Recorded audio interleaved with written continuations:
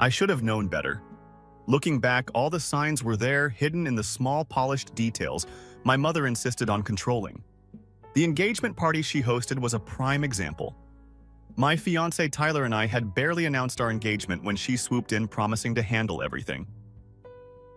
"It'll be beautiful," she'd said, her voice dripping with that familiar mix of affection and authority that left no room for argument. It was a spring evening. The air in Charlottesville heavy with the scent of damp lilacs and freshly cut grass. The rain had stopped just hours before, leaving the vineyard glowing under a string of meticulously placed fairy lights. My mother had chosen the venue herself, a sleek modern space overlooking rows of neatly pruned vines. She even managed to color coordinate the napkins with the wine labels, every glass polished to a mirror-like shine. It was her domain. A place where every detail screamed control, a perfect stage for her subtle dominance. About 50 guests were scattered across the lawn, and patio extended family, a few of Tyler's coworkers, and exactly none of my closest friends. I noticed the absence of my best friend Sierra immediately. She had texted me earlier that day. Something came up. "Can't make it. Hope it's a beautiful night." I'd frowned, confused, because Sierra never missed an event.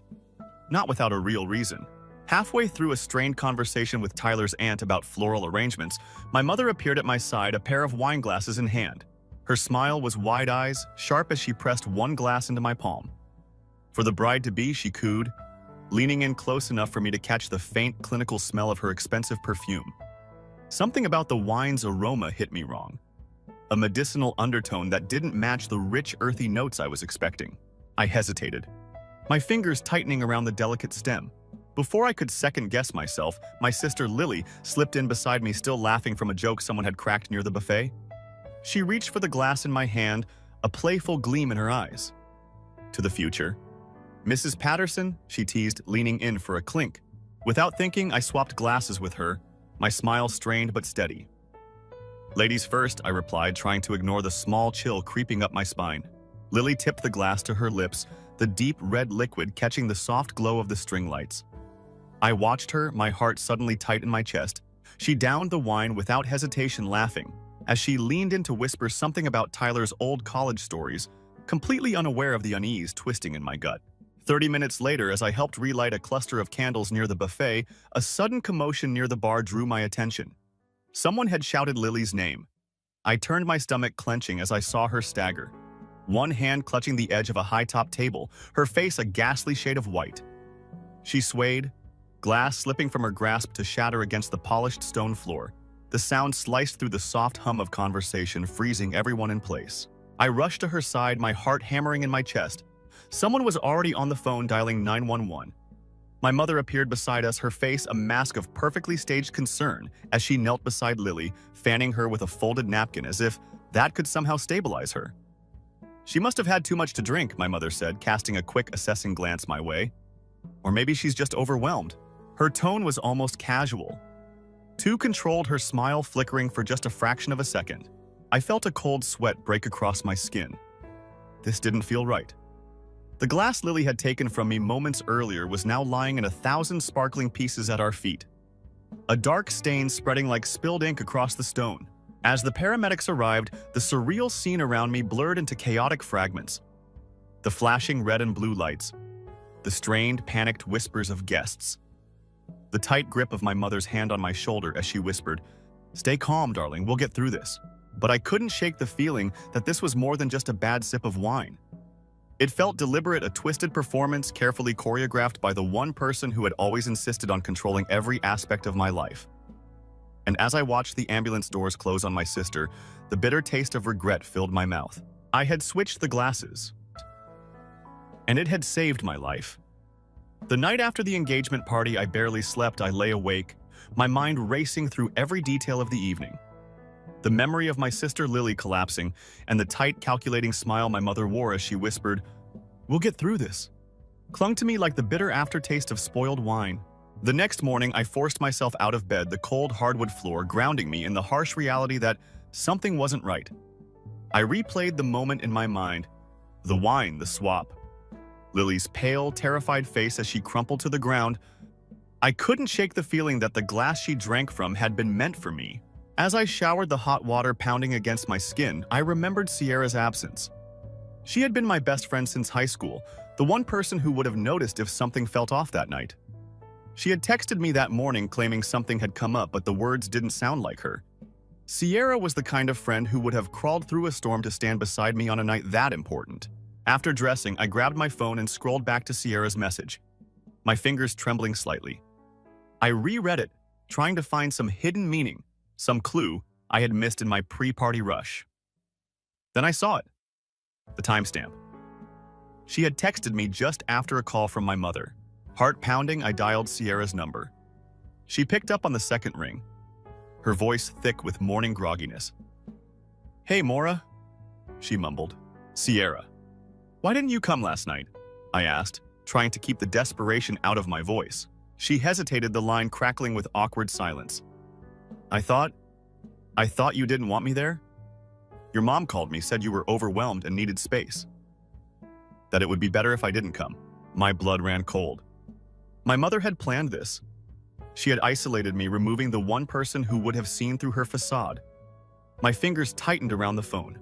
Did she say why I pressed my voice sharper than I intended? Sierra sighed. "She just kept saying it was a high-stress night, that she didn't want you to feel crowded." "Honestly, Mora, I just didn't want to make things worse if you were really that stressed." I bit down on the inside of my cheek, the metallic taste of blood grounding me in my rage. "Thanks, Sierra. I'll call you later." I ended the call, my mind spinning.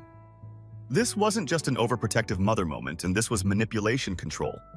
She had cut me off from my closest friend, making sure I was alone, surrounded only by people she could influence. I made my way to the kitchen, my bare feet cold against the tiles. The half-empty bottle of wine from the party still sat on the counter, the deep red liquid sloshing softly as I lifted it to my nose. I inhaled slowly, the bitter medicinal scent immediately setting off alarms in my mind. I set the bottle down, hands shaking. I needed answers, and I needed them fast. Without hesitating, I grabbed my laptop and typed in the name of the event space. I found the contact information for the venue manager and shot off a quick, nervous email. Subject: security footage. Request urgent. Hi, this is Mora Patterson. I hosted my engagement party at your venue last night. There was a medical emergency involving my sister, and I need to review the security footage from the bar and dining areas as soon as possible. Please let me know if this is possible. I hit send, my pulse racing. I had no idea if they would even respond, but it was a start. If my mother had done something to that wine, I needed to know. I paced the kitchen, my thoughts spiraling. Why would she do this? To sabotage my engagement, to make me doubt myself? Or was it something darker, something I couldn't yet grasp? An hour later, my phone pinged. I scrambled to grab it, nearly knocking my coffee mug off the counter. The email subject line read, "Re-security footage, request urgent. Mora. We understand your concern. We can review and provide access to the footage from last night's event, but we need a formal request and proper identification. Please let us know how you'd like to proceed." I felt a small flicker of hope. This was my chance to find out if my paranoia had a basis in reality. If my mother had poisoned that wine, it would be on camera. I quickly replied, providing my ID and a more detailed request, my hands still trembling as I hit send. As I leaned back against the counter, I felt the weight of the moment hit me. My mother, the woman who had controlled every aspect of my life, might have just tried to poison me at my own engagement party. And the worst part, she had smiled as she did it. I spent the next few days in a haze, my mind. A chaotic storm of suspicion and disbelief. Every time my phone buzzed, my heart leapt, hoping it was the venue manager with the footage. I replayed the scene in my head over and over. My mother's too perfect smile, the sharp smell of the wine, the way her eyes lingered on me just a second too long. On the third day, just as I was beginning to lose hope, an email finally landed in my inbox. The subject line read, "Security footage review. Access granted." My heart pounded as I clicked it open. "Dear Ms. Patterson, we have processed your request for the security footage from your recent event. Please use the link below to access the recordings. Note that the footage is available for a limited time." I didn't even bother to finish reading the email. I clicked the link, entered the temporary password, and waited for the video player to load my leg, bouncing anxiously beneath the table. The grainy footage flickered to life, the camera overlooking the bar area from a high corner, capturing the polished countertops, neatly arranged glassware, and the soft glow of the string lights my mother had insisted on. I fast-forwarded through the slow, early moments of the party, my guests trickling in, drinks being poured, polite laughter filling the space. I scanned each frame carefully, my eyes glued to the screen. Then just as I started to doubt myself, I saw her. My mother dressed in a sleek, dark blue dress, her posture impeccable as she approached the bar. She leaned in close, whispering something to the bartender. He nodded, reaching for a fresh bottle of wine from the rack behind him. She glanced around quickly, her head tilting just enough for me to see her reach into her clutch and pull out a small, dark bottle. I paused the video, my breath catching in my throat. There it was, the tiny glass vial in her hand. She unscrewed the cap, casting a quick, darting glance over her shoulder before tipping the vial over the freshly uncorked wine bottle. She paused, her hand steady as she measured the drops carefully, then slid the bottle back into her purse with the same polished precision she used to fold napkins and adjust centerpieces. My stomach twisted. She had done it. She had poisoned the wine. I forced myself to hit play, my hands shaking as I watched her wipe the rim of the bottle with a napkin. Her movements deliberate, practiced. She adjusted the bottle back on the bar, then signaled for the bartender to pour 2 glasses. My breath came in shallow gasps as I watched the scene unfold, the moments I had lived through now twisted into a dark revelation. I saw myself approach the bar, my mother handing me the glass with that same tight, unsettling smile. I watched myself hesitate, the glass frozen halfway to my lips before Lily stepped in, laughing as she grabbed the glass from my hand. "Ladies first," I had said, forcing a smile. I watched as Lily took a long sip, her head tipping back as she swallowed the tainted wine without a second thought. I slammed my laptop shut, the clattering sound echoing through my empty apartment. I felt nauseous, my mind struggling to process what I had just seen. My mother, the woman who had kissed my forehead every night before bed as a child, the woman who had planned my birthdays down to the color of the balloons, had just tried to poison me. I stumbled to the kitchen, gripping the counter as my vision swam. I couldn't breathe, the walls felt too close, my own heartbeat a deafening drum in my ears. After a few minutes, I managed to pull myself together enough to pour a glass of water, the cool liquid a bitter contrast to the bile rising in my throat. I needed to think, I needed to act. I couldn't let her get away with this. I grabbed my phone and dialed Tyler. He picked up on the 3rd ring, his voice groggy with sleep. "Hey babe," he mumbled. "Everything okay?" "No," I said, my voice trembling. "We need to talk. It's about my mom." He paused, the line crackling with the weight of my words. "All right, I'll be over in 20. I hung up, my mind already racing through my next steps. I needed to gather evidence to document everything before my mother caught wind that I was onto her. If she was willing to go this far just to control me, to keep her grip on my life, I couldn't afford to underestimate her. 20 minutes later, Tyler knocked on my door, his hair still messy from sleep worry etched into his features. I pulled him inside, shutting the door behind him. "What's going on?" "Maura," he asked, his hands finding my shoulders, his eyes searching mine for answers. I took a deep breath, forcing myself to meet his gaze. "My mother tried to poison me at the engagement party," I said, my voice steady despite the chaos churning inside me. He froze, his hands falling to his sides. "What? That's insane." "Maura, are you sure?" "I have proof," I said, my throat tightening around the words. "I saw it on the security footage. She drugged the wine, the one she handed to me. The only reason I'm standing here right now is because I switched glasses with Lily." Tyler's eyes widened, his mouth opening and closing as he struggled to process my words. "Jesus Christ, Maura. What are you going to do?" I glanced at my laptop, still sitting ominously closed on the kitchen table. "I'm going to make sure she never gets the chance to hurt me again." After Tyler left, his face still pale from shock, I paced my apartment, my mind a chaotic blur of fear, anger, and disbelief. My mother had tried to poison me. The thought echoed in my head, a jagged mantra that cut deeper each time it repeated. I couldn't just confront her outright. That would tip her off, make her even more dangerous. I needed a plan, something smarter, something that would expose her for what she truly was. I forced myself to sit down, my laptop humming quietly. As I reopened the security footage, I needed to catalog everything, piece together the timeline, make sure I had more than just a shaky accusation. I started scrubbing through the video again, my heart pounding every time my mother appeared on screen. As I watched, something new caught my eye. In the moments before she tampered with the wine, my mother had pulled out her phone, glancing down at the screen with a small, satisfied smile. She had texted someone.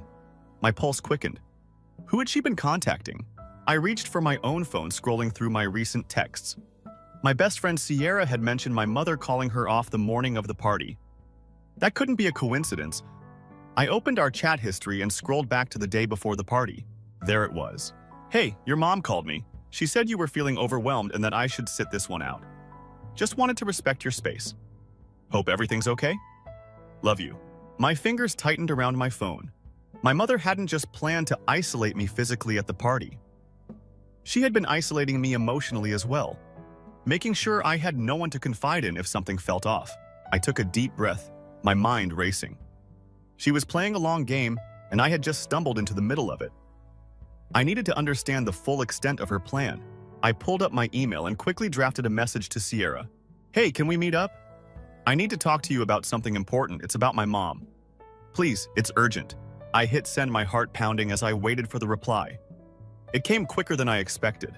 A short, worried text that made my stomach twist. Of course, coffee at our usual spot tomorrow. I breathed a small sigh of relief. My fingers still trembling as I set my phone down. I had taken the first step, but this was just the beginning. If my mother had been willing to manipulate my friends, what else had she done behind my back? The next morning, I arrived at the small hipster cafe Sierra, and I had been frequenting since our college days. I chose a corner table, my back to the wall, so I could see the door. Old habits die hard. I thought my nerves still frayed from the revelations of the past few days.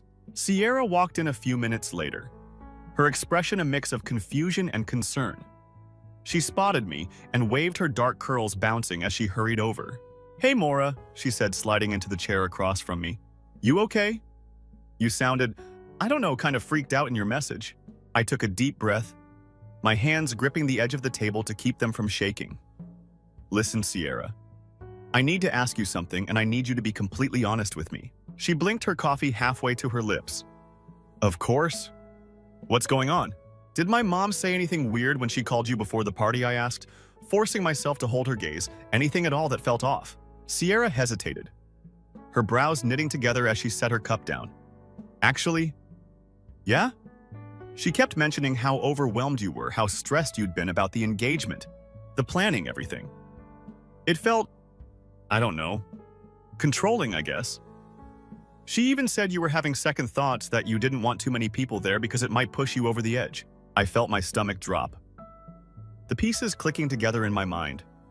My mother had been planting seeds of doubt, painting me as unstable, fragile, someone who couldn't handle stress.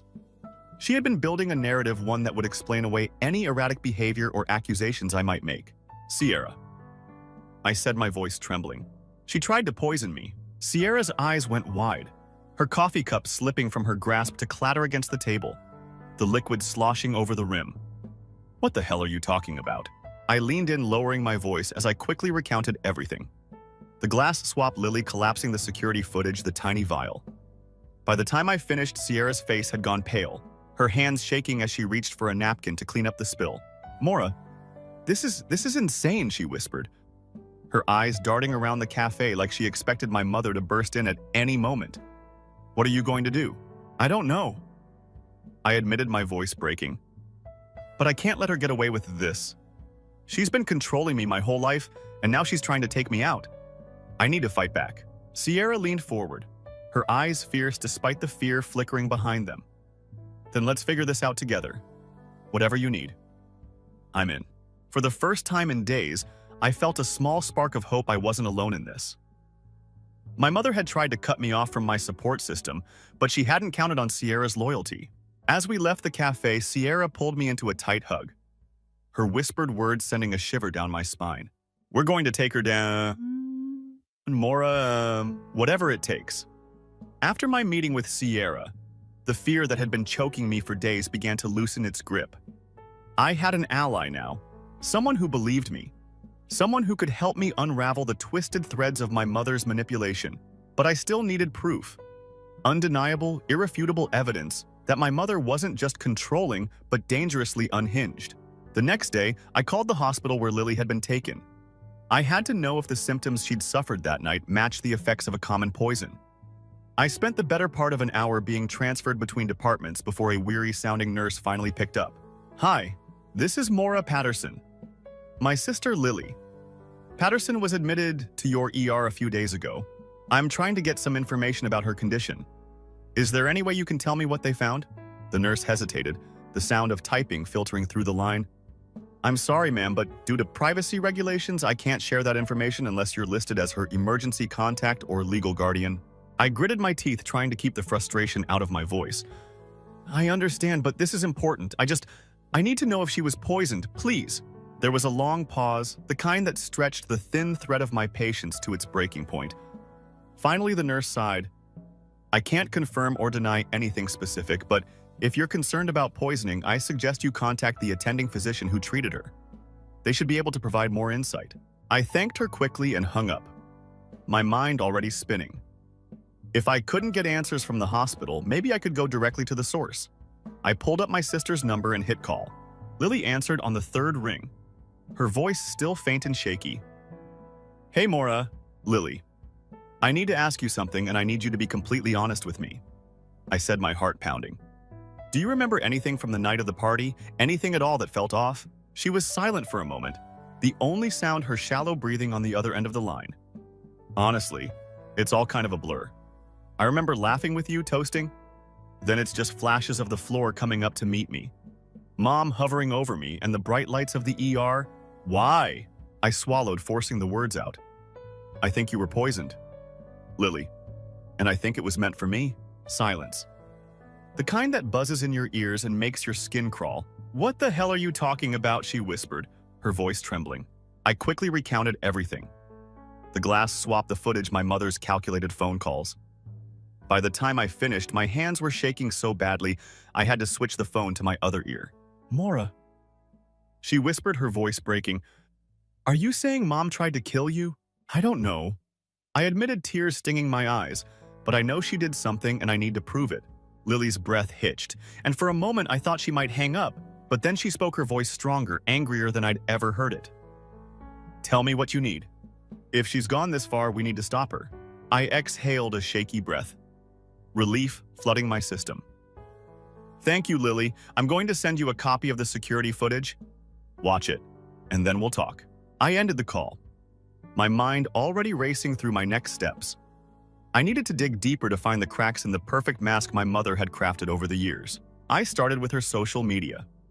My mother had always been meticulous about her online presence, curating her posts to present the image of a perfect, loving mother. But as I scrolled through her recent uploads, I noticed a shift. Her captions had taken on a more desperate tone. The carefully posed family photos now accompanied by passive-aggressive remarks about loyalty and family values. Then, buried beneath a pile of polished vacation photos, I found something that made my blood run cold. A photo from the night of the engagement party taken just before Lily collapsed.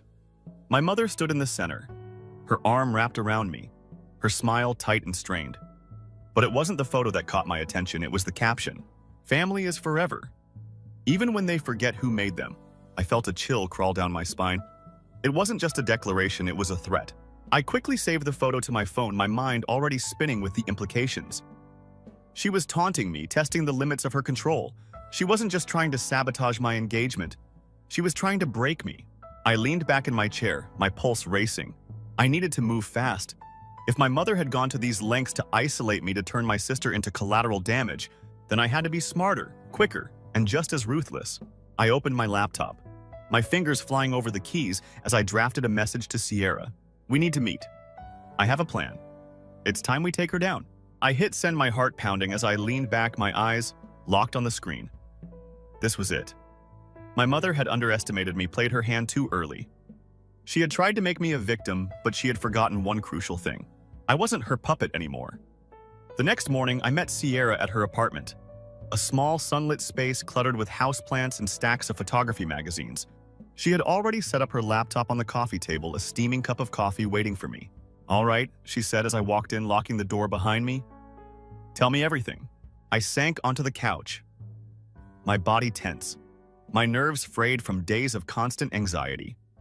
I handed her a flash drive containing the security footage and the screenshot of my mother's twisted social media post. She plugged it in her fingers, tapping rapidly as she pulled up the files.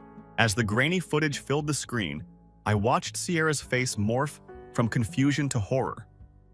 Her mouth dropping open as my mother's dark silhouette filled the frame, the tiny vial in her hand glinting under the bar lights. "Holy Mora!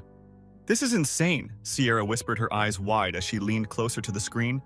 "She really did it. She really tried to poison you." I nodded, my hands clenching into fists, and I need to make sure she never gets the chance to try again. Sierra paused the video, her gaze snapping back to me. "What's the plan?" "Because you can't just confront her outright. She'll twist it, make you look like the crazy one. She's been laying the groundwork for that for years." I exhaled, the air rattling in my lungs. "I know. That's why I need to hit her where it hurts. I'm done being her puppet, and I'm done letting her control my life." We spent the next few hours mapping out our plan. If my mother wanted to play a twisted game of psychological warfare, I was going to flip the board. First, I needed to secure my finances.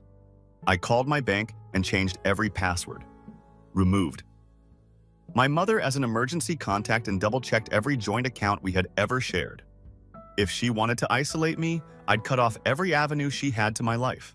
Next, I needed allies. I called Tyler, who had been tiptoeing around me ever since I first told him about the poisoning. He picked up on the second ring, his voice cautious. "Mora, is everything okay?" "No," I said, my voice steely, "but it will be. I need you to trust me, Tyler. We need to handle this together or she'll tear us apart." There was a long pause, the kind that made my pulse spike with anxiety. Finally, he exhaled, his tone firm. "All right, tell me what you need." I felt a small flicker of hope. Maybe I wasn't as alone in this as my mother wanted me to believe. After hanging up, I turned back to Sierra, who had been furiously typing away on her laptop. "All right," she said. Turning the screen toward me, I found something. I leaned in, my eyes scanning the page she had pulled up. It was a list of the side effects for a common benzodiazepine, the kind of drug that could easily be slipped into a drink without much notice. Dizziness, nausea, confusion, all symptoms Lily had exhibited the night of the party. "It fits." Sierra said, her voice tight. "And if we can prove your mother had access to this, it's over for her." I felt a cold smile spread across my lips. "Then let's find the proof." I spent the next few days gathering every scrap of evidence I could find. Old prescription bottles hidden in the back of her medicine cabinet during a casual visit to my parents' house. Financial records linking her to multiple pharmacies. I even found an old email chain where she had discussed stress management medications with her doctor, the dates aligning suspiciously with major life events she had tried to control.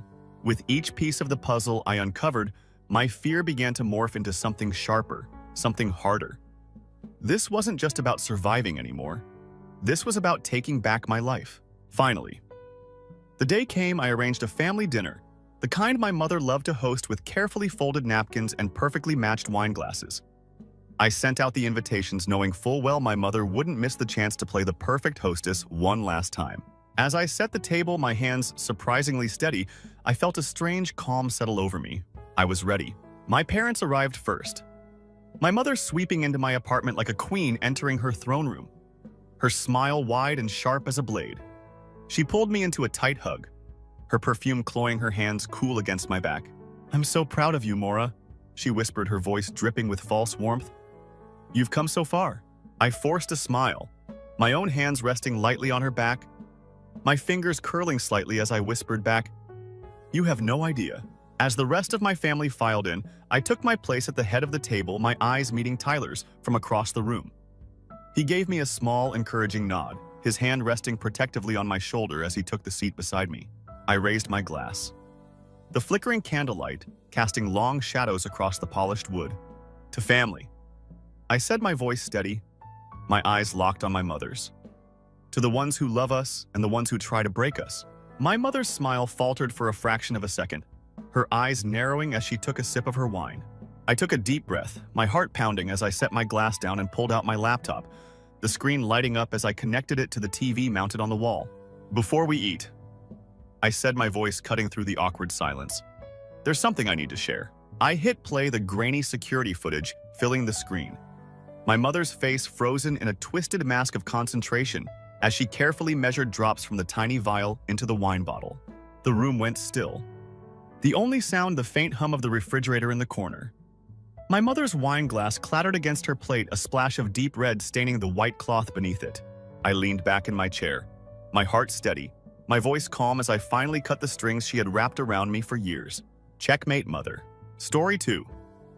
Adelon is my name. My mother was gone when I woke up from a stroke I suffered over Thanksgiving week. The power of attorney was previously signed by my sister. The house deed no longer includes my name. My brain was classified as unstable, and now they declare their affection for me by toasting champagne in the mansion I used to own. However, what if the person they hushed is going to speak up more than they could have ever guessed? The ceiling of the facility had a drab beige color. Just above my blurry eyes, fluorescent lights flickered and hummed. I blinked frantically, trying to figure out where I was, but it took some time for the pieces to fit together. The touch of the thin blanket across my legs and the coolness in the air. My nose was being bitten by the antiseptic. It didn't feel real. I only realized anything had happened when I tried to sit up and felt agony shoot up my left side. Sitting next to my mother in the automobile was the last thing I could remember with clarity. She didn't say a word during the journey. In precise time, fingers tapped the driving wheel, focusing on the road. She never once inquired about my well-being, not even after I claimed to be unable to feel my arm. The ERI staggered into the entryway, which blurred past. She parked, put one hand on my elbow to guide me inside, and pretended I wasn't there while she answered the nurse's questions. "Does she feel stressed?" the nurse had inquired. My mom didn't think twice. "When she's exhausted, she always acts theatrical." The phrase. It was still like a bruise stuck to my chest. Everything around me skewed sideways as I tried to explain or say anything, but my mouth was no longer functional. Then nothing. The only indication that I was still connected to the outside world was a beeping monitor. When I woke up alone in a rigid hospital bed, I cautiously turned in the hopes of seeing her face, but there was no one in the chair beside the bed. Not even a jacket was thrown over it. Not carrying a purse, not a word. A mid-30s nurse arrived with a kind smile and weary eyes. As she checked the IV line, she murmured softly, "You're awake. That's excellent. A few hours have passed since you left." I moistened my lips. "My mother is where?" She paused. "She's been gone for a time," claimed to comprehend. "No what? Like dried wood?" My voice cracked. "She removed your belongings, but she left no notes." My mobile phone, I could tell by the nurse's reaction. Also gone. I touched my forehead with my fingertips. I could feel the edges of my recollection returning, and they weren't pleasant. In search of anything. I swung my legs off the bed. Anything. I waved the nurse away when she attempted to stop me. Despite my unsteady legs, I continued to walk past the elevators into the corridor, before I heard something that stopped me cold. My body was moving as if it were on autopilot. The patient had previous episodes, according to a woman in scrubs at the front desk, and she had already signed a power of attorney. It has to do with memory instability. My heart stopped beating. A second voice whispered, "It has already been filed." With shaky arms, I took a step closer. "Did you just state power of attorney, if I understand correctly?" Startled, the nurse looked up. "That's private information." "I apologize." I stumbled back a step, grabbed my purse, and then froze my ID and wallet. It was absent. They put a small cloth bag next to my bed and I opened it. Nothing. Not even a charger for a phone. She had stolen everything they stated. I stared at the floor while leaning on the wall for support. I was unable to weep, even though something inside of me was folding and cracking. It seemed as though my body had already decided not to exert itself. I had shrunk myself for years to make room in that house for that item. I let my sister's voice to overpower mine. I allowed my mother to overlook me by using the term resilient. If I didn't ask for too much, I thought, perhaps that's how you found love? But when you're unconscious, love doesn't leave you. When I eventually returned to my room, I questioned the nurse once more. "Do you really think she left me nothing?" After pausing, the nurse shook her head. "You'll be all right," she said. She said that she needed to go somewhere else. My gaze strayed toward the window. Rain was streaking the glass and the sky outside was already black. Having grown up with a mother's absence shouldn't make it seem so heavy, but it always does somehow. She didn't even hold off on finding out if I would survive. Something started to flare inside of me the instant I said, "She did," however, remain long enough to sign my life. She did, however, remain long enough to sign my life. That much was obvious. The linoleum floor was covered in lengthy shadows as the morning light filtered through the slats and pale strips. It was now quieter in the hospital. Thanksgiving morning, no turkey scent, no laughing from the family, only the smell of bleach with the subsequent eerie quiet. Too scathing to say a betrayal. I sat on the side of the bed still wearing the same light robe. My feet felt chilly. I had requested my possessions once more. The on-call nurse, I got a clipboard and a tentative smile from a stranger. "Your mom told you to inquire. You've been puzzled recently," she said. She made a note of episodes. Stunned episodes. I blinked, flipping the page. The nurse pretended it wasn't personal. Mild disorientation. A history of delusional thinking and an untrustworthy memory are listed here. The family signed the document yesterday. I work as a teacher. With a brittle voice, I said, "I submit taxes, pay my rent, and drive. I am not hallucinogenic." She gave me a nod, but she avoided looking at me. I carefully moved my head in the direction of the window. It was starting to sprinkle. In the background, cars drove by. I had the impression that I was looking into a two-way mirror from the incorrect side. "Is there somebody I can talk to regarding my file?" "The listed guardian's consent would be required. Your mother." According to the post, those were powerful words. I wasn't ill, even if I wasn't damaged. The systems that validated my existence were already silently deleting my name. 1 hour went by, and then another roamie showed up. At that point, I had never seen an intern nurse before. He had just left school, still felt the uneasiness of someone attempting to act morally in a setting that penalized it. He said, "I looked you up in the system, entering my room covertly while inspecting a monitor that didn't require attention. What they wrote about you. It isn't typical. You are not marked for a psychological consultation. Your mother just left you a note. It's alarming." I had a dry throat. "Can I see it?" He nodded cautiously. "When I can, I'll print a copy. In 5 minutes, meet me near the vending machines." I waited till 9 o'clock. He returned with a plastic tray containing a manila folder, which he distributed as though it were a snack. "Avoid opening it here." With trembling fingers, I sat on the edge of the toilet, ducked into the patient restroom, locked the door and opened the folder to the first page. Cognitive instability is evident in the patient. It is advised to observe no allergies are known. The state of mental health is uncertain. My mother's signature was written beneath it in neat cursive. The floor. Beneath my feet seemed to disappear. With shaking hands, I closed the folder. This wasn't merely carelessness. This was deliberate. This was a planned action. She had also been successful with the fluorescent light suddenly too bright. I walked back into the hall. I requested to use the hospital phone called the front desk of my school. A replacement had been set up in my name. Leave for medical reasons. I hadn't signed a single form. I then called the company that issued my credit card. They gave me a courteous greeting, but when I inquired about a recent charge, they remained silent. "Your account has been frozen by Guardian Authority," the rep finally said. "We'll need confirmation from the power of attorney on file." I didn't know what to say. The words caught in my throat. I wasn't hospitalized. I was neutralized. I hung up and found a quiet corner in the family lounge. There was an old iPad left charging there, Ramus. Maybe I logged into my email, typed my landlord's name, wrote a desperate note. No reply. I called my sister next. Straight to voicemail. Then I tried via my cousin, my maybe savior, straight to voicemail too. So I left a message. My voice low and calm. "You can tell them whatever you want, but I remember. I remember everything." It wasn't a threat, just a fact. People forget that. Quiet doesn't mean stupid. That silence doesn't mean blind. When I got back to my room, Rami was waiting. He didn't say anything, just placed a small folder on my tray and gave a single nod. "There are people you can call," he murmured. "My aunt lost everything before someone helped her. People like your mom. They know exactly where the cracks in the system are." I opened the folder slowly. Inside numbers for Adult Protective Services, Financial Exploitation Units.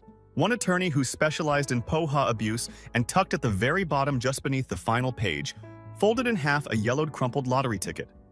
It looked old, smudged, barely legible, but the timestamp on it was yesterday's. I didn't even have to pull it out again to remember what it looked like. That yellow slip of paper had already seared itself into my mind. Creased in 3 places, the numbers barely legible in the fluorescent light, smudged like it had passed through someone's sweaty palm one too many times. It didn't look like salvation, it looked like trash. But that's the thing about what people throw away. I sat in the corner of the hospital lounge, tucked behind a fake ficus and a floor lamp with a dying bulb. The night staff were winding down their shifts, voices murmuring from down the hall. Somewhere behind the reception desk, a television buzzed softly, playing reruns of a game show from the early 2000s. I heard someone laugh when a contestant yelled Florida as an answer, which I suppose was funny because the category was US presidents.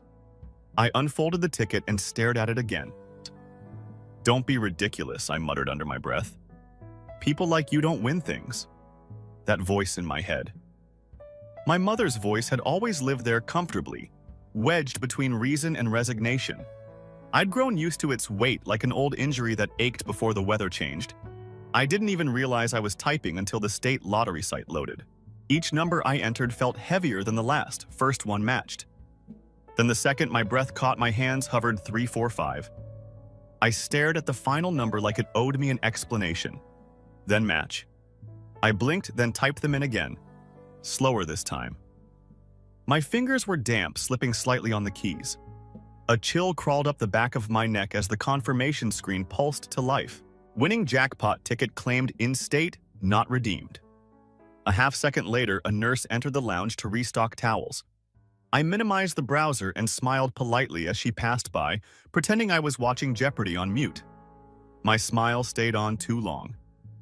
The moment she was gone, I leaned back and stared at the wall. My thoughts louder than the TV. Joy didn't come. Not really. What bloomed in me was fear, pure and pressing, because now for the first time I had something they would want, and I knew what individuals like them did when they desired something. I printed the confirmation paper, folded it twice, and placed it inside the lining of my bra. The ticket itself. I gently tucked inside the sole insert of the slip-on sneakers a nurse had handed me. The hospital had stolen my genuine shoes. Something regarding suicide precautions. The irony wasn't lost on me. Outside the lounge windows, snow had begun to fall. Fat, sluggish flakes that floated like ash under the orange illumination of the parking lot. Lamps. It wasn't expected to snow in late November. Not here, not this year, but everything about this week was off, wasn't it? I wasn't permitted to leave the facility without a signed discharge. By claiming that it was a mental health watch, they were implying that your mother believes you may be dishonest. So I located Rami. His voice was kind and quiet as he assisted an old guy down the hall in getting back into bed. I waited until he went outside to get a chart, and then I gently drew him away.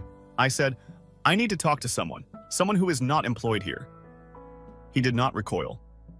"Do you want a lawyer?" After hesitating, I nodded. He squinted, but not suspiciously in agreement. "Hold on, 15 minutes. While he was away, I sent a text to someone. I folded my hands in my lap and reclined in the same chair. Static had replaced the television. Nobody switched the channel. Finally, Rami came back with a hospital prescription paper with his name scrawled on it. He said that Austin Wells had previously assisted my aunt with many matters. He is not readily flinching. "Is he going to meet me?" I inquired. Outside the fence line? Romy gave a nod. 6:30 a.m. shift change on the building's east side. His vehicle will be a blue pickup. Our fingertips touched as I extended my hand to grab the paper. "Why are you assisting me?" He answered without hesitation. "Because you make me think of someone they once attempted to remove." She retaliated. "You will too." I didn't get any sleep that night. Not at all. I was completely dressed with my shoes on and my jacket zipped, and I reclined on the rigid cot in my room. Under the confirmation document that was placed against my skin, my heart pounded steadily yet firmly. She had signed documents stating that I was unstable. While I was unconscious, she had left me. She believed she had used a hospital gown and legal ink to bury me. She was unaware of anything I had, though. She would never be able to sign it off. I was going to rewrite everything, but she deleted me. Perhaps not. Finally. Though I'm in my own head. I lingered longer than necessary in the shadow of the automated hospital doors. Only long enough to feel my cheeks being pushed by the chilly air. only long enough to whisper in my heart, "Proceed." Rami left me a sweatshirt, but it was too big. My fingers were absorbed by the sleeve. As I passed the nurse's station, my sneakers made a squeaky sound on the floor. Nobody raised their heads. There was no clipboard slam. I was not pursued by any orderlies. The most damaging aspect was that the simplicity of it all. No one stopped. No sirens went off. They said the girl was naive because they secretly never imagined I'd have the courage to go.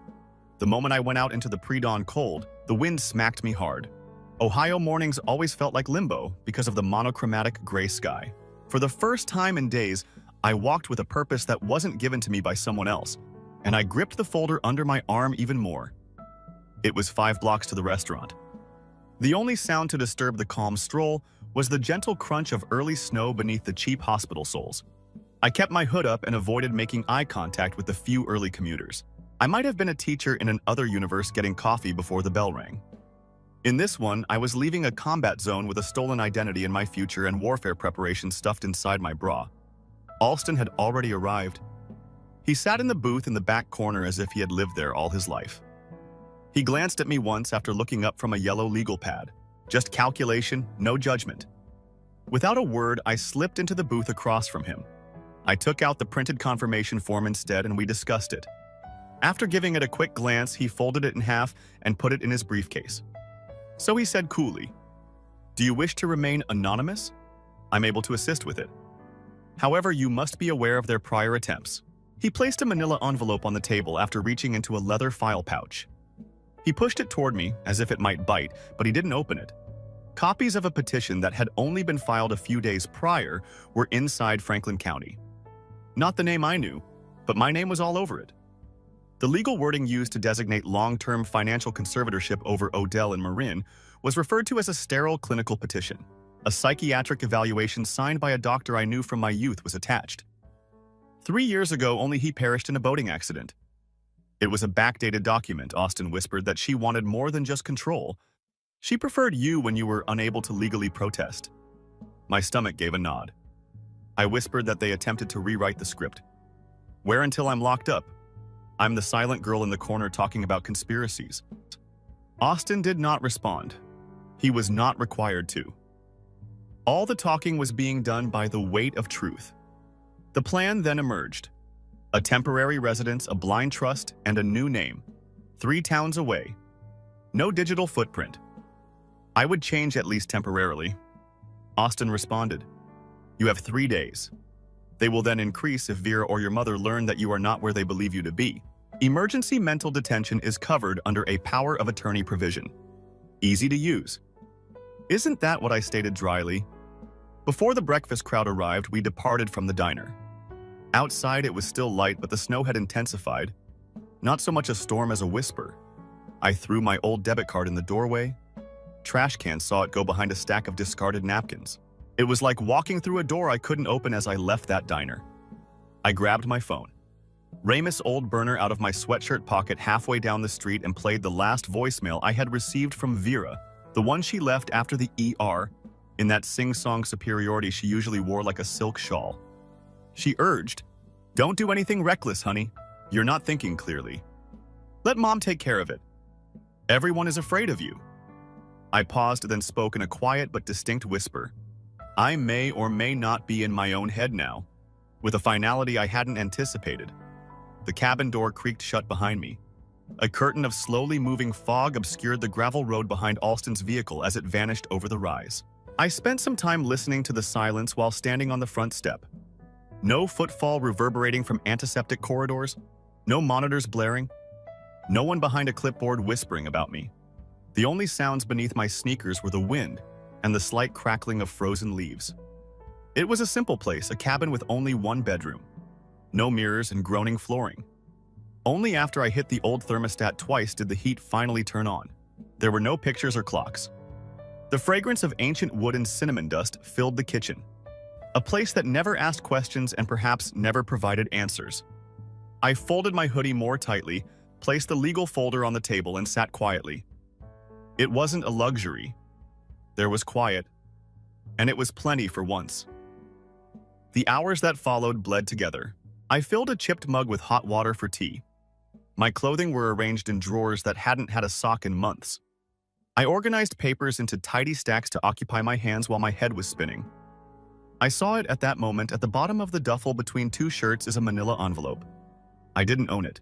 It was nameless. The word legal alone, in my father's recognizable handwriting. Personal, I sat motionless. Ever since I left the hospital, that bag had been zipped shut, half expecting nothing. I opened it, but there were paper ghosts within. 5 years ago was the date on his initial will. I was named the heir apparent. Next came an updated house deed.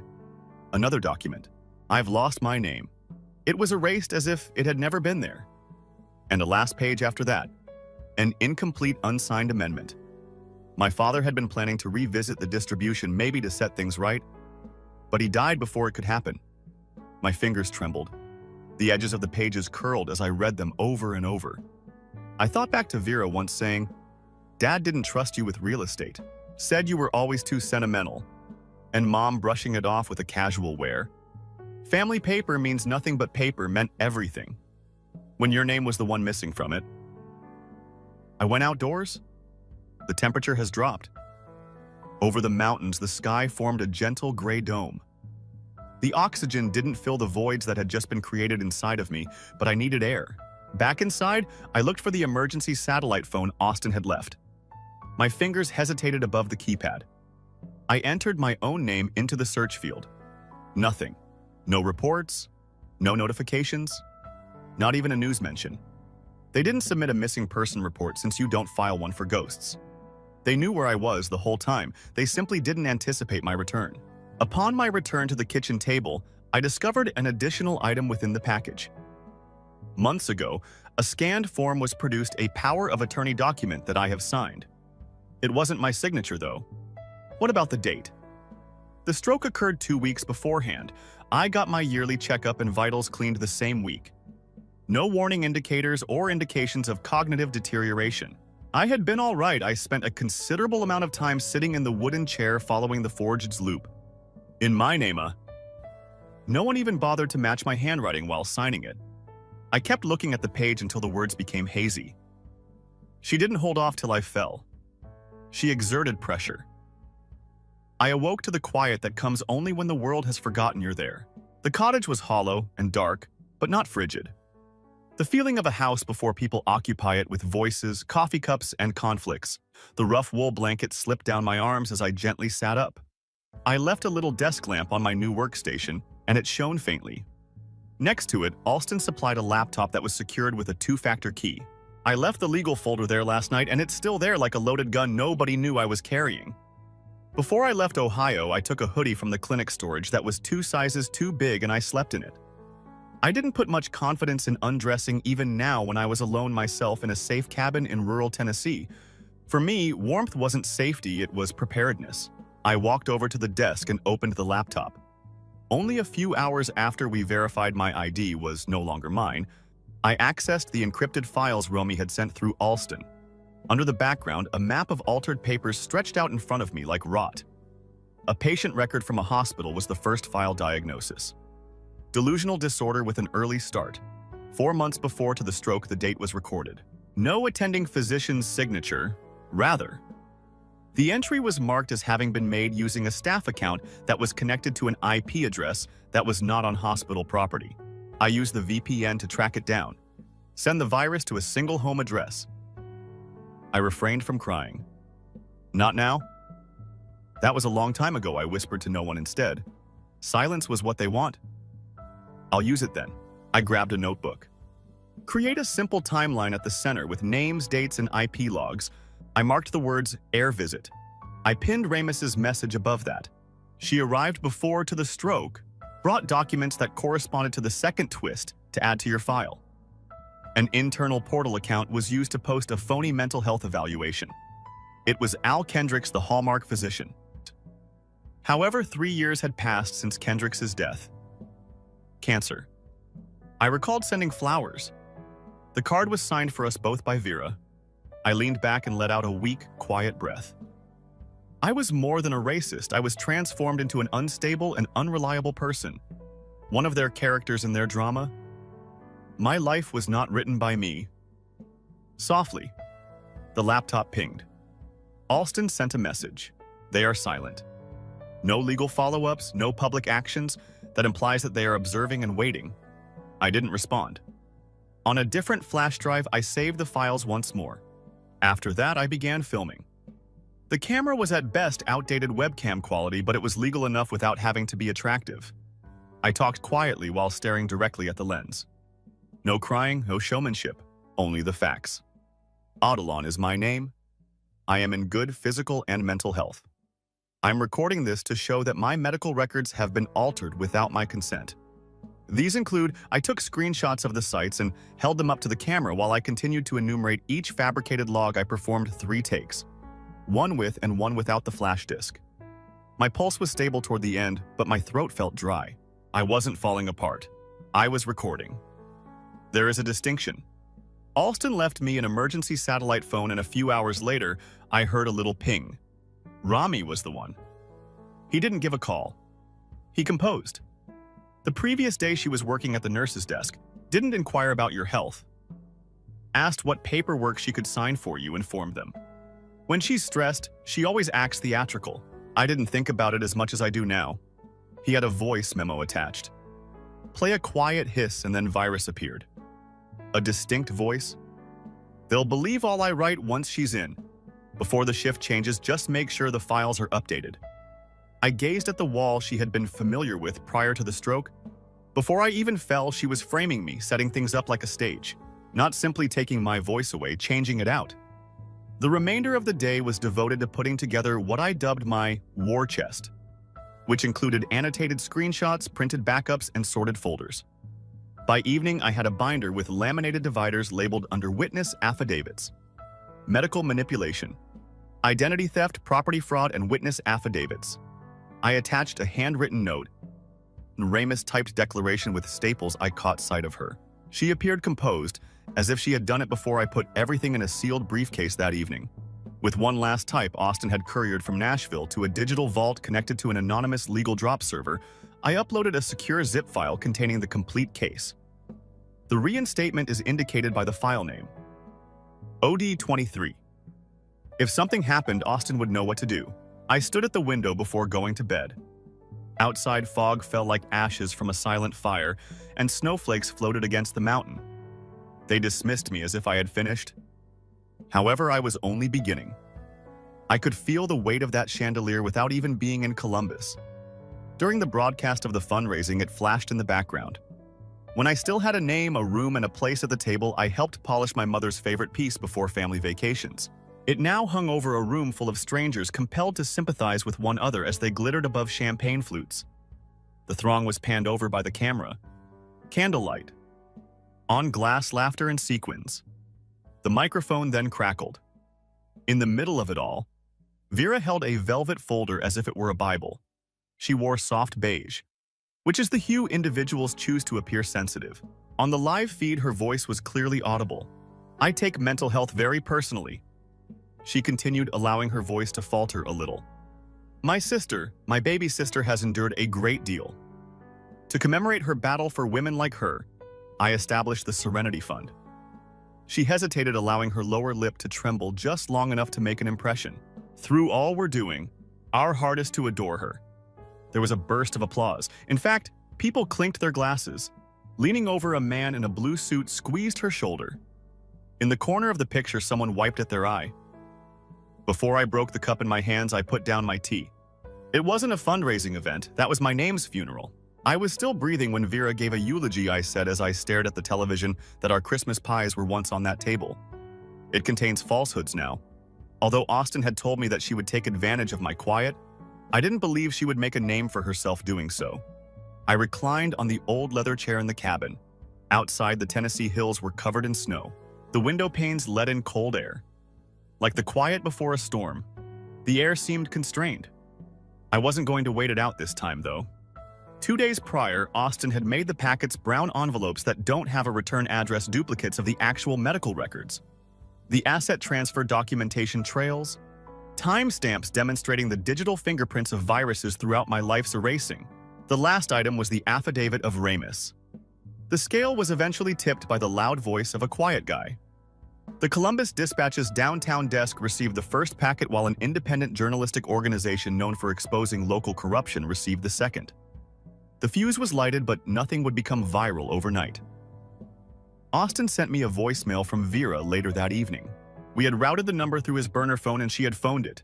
She growled into the recorder, "If you pulled anything, I'll see to it that you never again see the sun. I don't want to go to battle with you. Remain at your current location. Give thanks for what you have." I gave it 3 plays. I then hit the pause button on the part of me that never wanted to explain anything to her again, not over the phone. "Vera, you began it already?" I whispered. "I simply haven't picked up the blade yet." I sat cross-legged in front of my burner laptop the following morning when the mansion across state borders was still soaking in the afterglow of toasts and fake nobles. It was concentration, not terror, that made my fingers shake over the keys. I completed the subject line of a planned email that Alston would manage from his side. I was quiet on the inside, but never insane. I posted a 10-minute video. The night before, I took a video of it, making sure my face was in the frame. No theatrics, no makeup, just my unwavering, steady eyes. I introduced myself as Odilon in the video. My age is 33. Without any medical proof, I was deemed mentally unfit.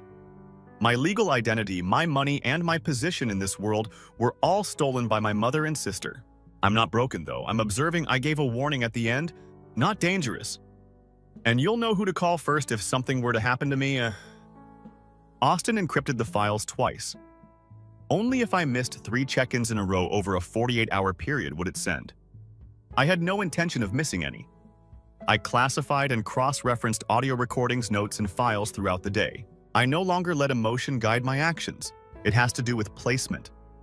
I was known as the quiet one. They believed I was weak because of that. Absence, however, is not quiet. Memory is silence. Every word, betrayal, and name that was believed to never be spoken again is kept in a chamber of silence. They believed I was done. I was far from it, as if deciding whether to push through or retreat. The early sun trickled through the fog. I held a cracked mug of black coffee while standing barefoot on the cabin's porch. I could hardly feel the air biting my flesh. On the table behind me, my breath steamed the air in gentle puffs. A notification rang on my old burner laptop. I went back inside and used my hip to push the door closed. The floors moaned under me as if they had also been kept in secret for too long. The recording had come from Rami. Austin had ensured that the appropriate inboxes received it. It was real now. A 3-minute clip was posted by Columbus's local news station, CN8. When I first opened it, it was muted, but I could already see the caption burning over the screen before I even hit play. Legal issues brought up during the Vera Talbot charity launch were questioned by guardianship. I took a leisurely seat. The anchor's voice sounded crisp and steady.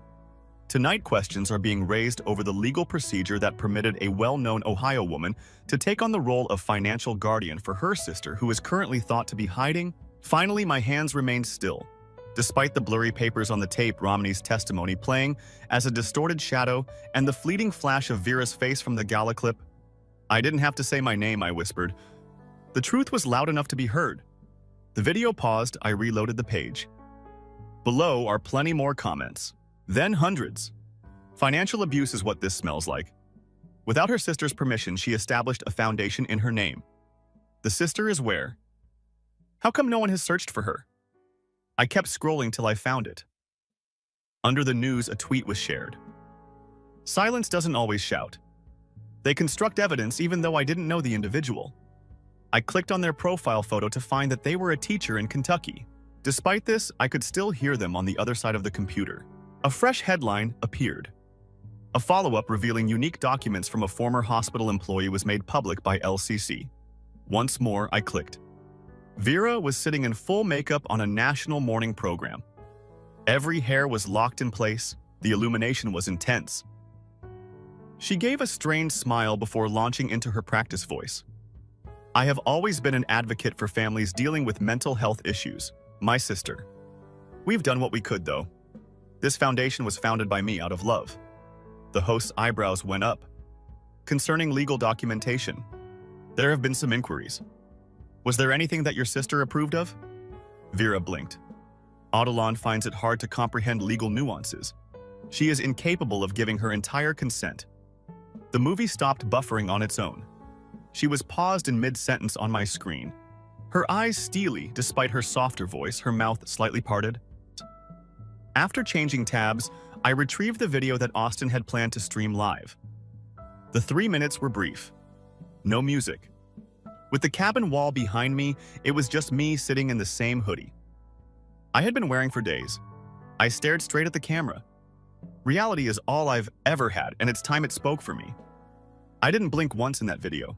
I just told the truth the way it happened. Not for sympathy, not for retribution. For record. An hour later, my email dinged. Austin. He didn't say much. Subject. The case was opened body officially. DOJ is examining the financial control and guardianship. I gazed at the display. I didn't weep, and I didn't grin. I only muttered, "Excellent. Then they'll pay attention this time." I then closed the laptop outside. The fog had begun to lift. By the time I got into the Franklin County Courthouse, snow clung to the borders of my coat like a hushed crown. The marble floor resonated beneath my feet. I wasn't escorted in. I wasn't carried. I have no one to hide behind. I entered by myself, straight and fearless.